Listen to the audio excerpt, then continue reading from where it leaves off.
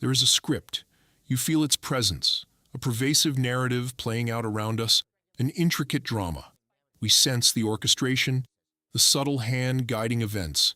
An engineered consensus forms, solidifying over time. To admit this is uncomfortable, yet the control remains absolute and precise.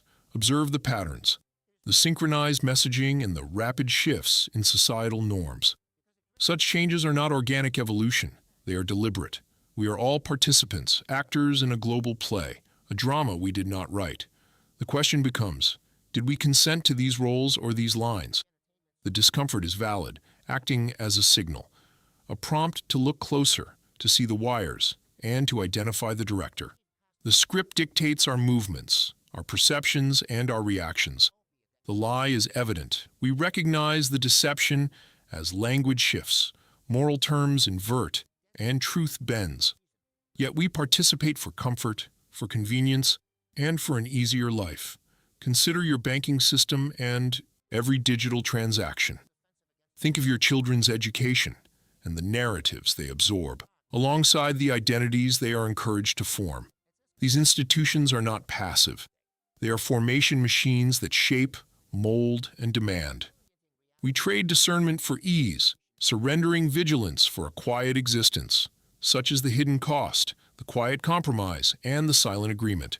Participation is approval. The final book, Revelation, looms large, often dismissed as apocalyptic fantasy or reduced to a timeline. This misses its core purpose. It serves as a field guide for the present, a warning and a promise. It is not about when, but what, how we endure. Within its pages lies a single phrase, a critical detail often overlooked. It shifts perspective, reframing all we observe. Revelation 20 verse 3, Satan is bound, then loosed for a little season. This specific period is intense and concentrated. It is not a distant future event. This is the atmosphere, the air we breathe. This little season describes a time when spiritual warfare escalates and deception becomes the dominant current. These are not isolated lies, but systemic inversions, a pervasive fog. It is the adversary's final, desperate push before ultimate defeat. He knows his time is short, so malice intensifies. Strategies grow sophisticated, and targets become insidious. It's a global psychological operation, and the operator is not human. The world feels unmoored as truth becomes subjective and moral clarity dissolves. It is by design, a deliberate blurring and a calculated confusion. We are told to trust the science, even when data shifts weekly or daily, depending on the narrative. People now pay to be lied to, whether they call it entertainment or news. This deception is not just a tactic, it is the medium of this season. It saturates information streams, permeates institutions, and whispers through screens. It is ancient evil in new packaging, the serpents. Original lie refined, amplified, and made palatable or desirable. Scripture warned of those who exchange truth for a lie, and deceitful spirits and doctrines of demons. This is not a sudden emergence, but an unveiling, the culmination of a long game. The adversary is patient, studying human nature, our weaknesses, desires, the need for comfort, and fear of rejection. He offers counterfeit peace, false security, and manufactured consensus. Many embrace it, remaining unaware of the true cost or the hidden agenda. This period demands radical vigilance and constant calibration against the unchanging word. The world will tell you up is down, good is evil, and confusion is liberation. It is not. It is bondage by design. Institutions present themselves as benevolent structures, offering aid and promising solutions. In reality, they function as formation machines designed to shape your worldview and mold your very soul. That remains their primary objective. Medicine claims to offer health and healing, yet it delivers control over the body and life and death decisions. The perceived reward for compliance includes extended longevity, social acceptance, and a clean bill of health from the system. However, if your trust in the system supersedes your trust in the Creator, you will adhere to its every precept and follow its dictates without question. Media claims to provide information and foster connection, What it actually delivers is narrative dominance and manufactured consent, a profound moral inversion executed through the subtle manipulation of language. The payoff for alignment is a sense of belonging and the illusion of being informed.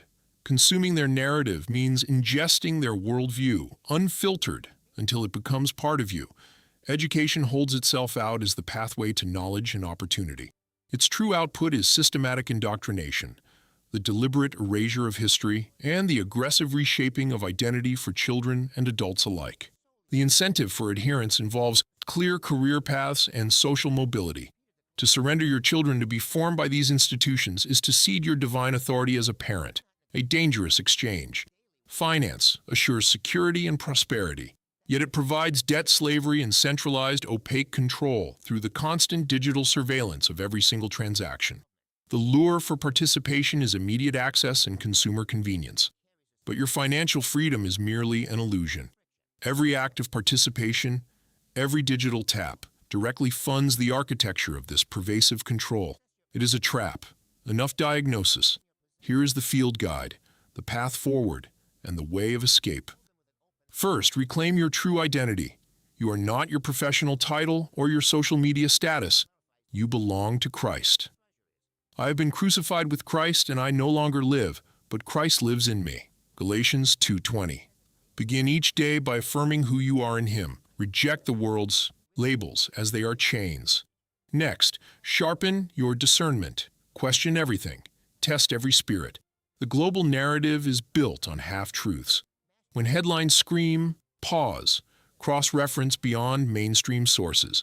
Filter all information through the unchanging lens of Scripture. Most narratives seek to bypass your spiritual gatekeepers. Refuse to allow it. Third, fear God, not man. Their power is fleeting. Their threats are temporal. His covenant is eternal. Choose obedience to divine commands.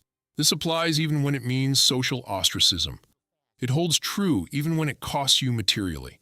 Many find the loss of perceived social standing more terrifying than the loss of their soul. Reflect on that calculus. Fourth, practice radical detachment. Hold earthly possessions loosely.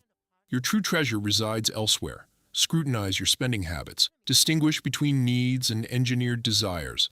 Give generously. Whatever you grasp tightly, the world can leverage against you. Fifth, cultivate rigorous discipline. Self-control grants genuine freedom.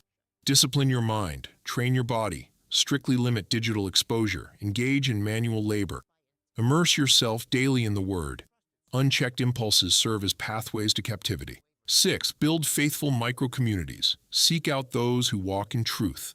Assemble regularly. Support one another. Host gatherings centered on prayer, shared meals, and genuine fellowship.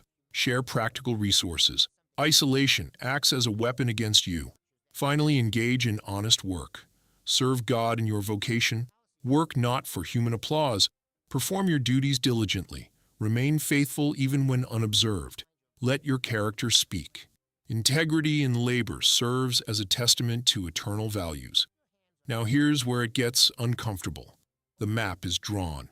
The choices are stark. You cannot serve two masters. The systems demand your loyalty. They offer comfort.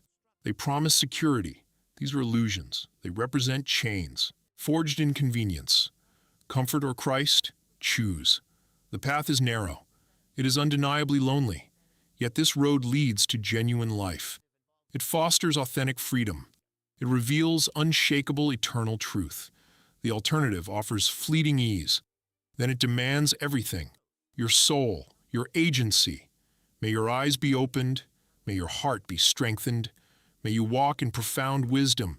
May you stand firm against the tide. Go. Discern every spirit. Live set apart from the current. Be blessed abundantly in His unyielding truth.